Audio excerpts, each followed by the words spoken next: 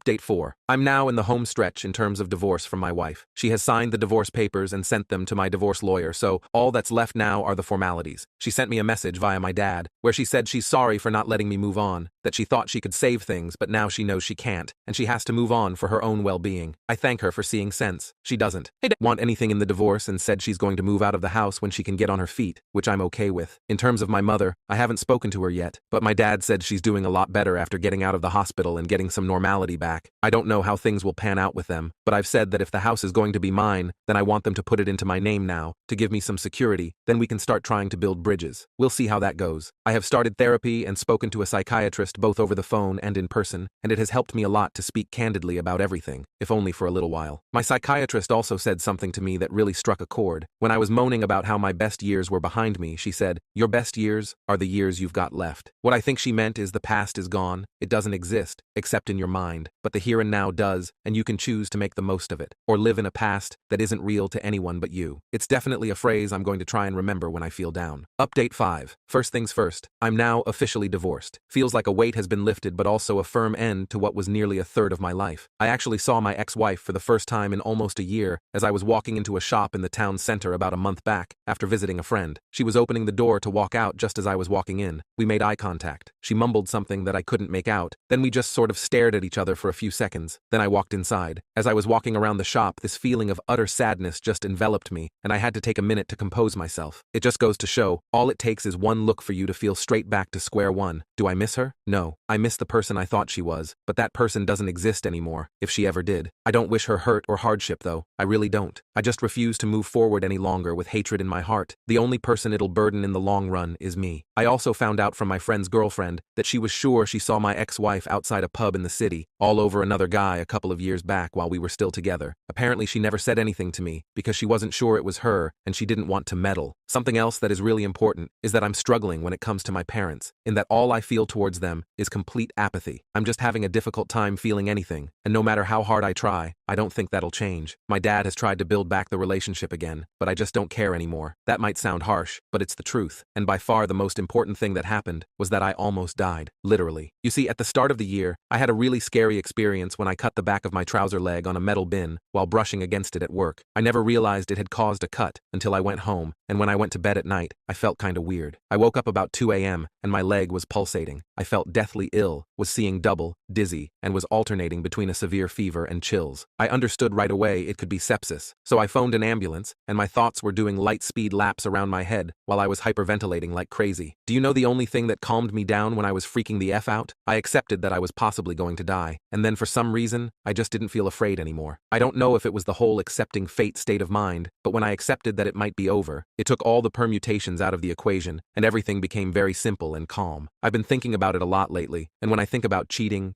betrayal, I feel very similar. You have to accept that what you had is over. It's long gone if someone is willing to plunder such depths and stab you in the back so mercilessly for their own gratification. Fighting that unwinnable battle is noble and all, but when you're peeing into the wind with lottery odds of success, is it worth it? Is it worth the pain? I don't think so. It's only after we've lost everything that we're free to do anything. Tyler Durden.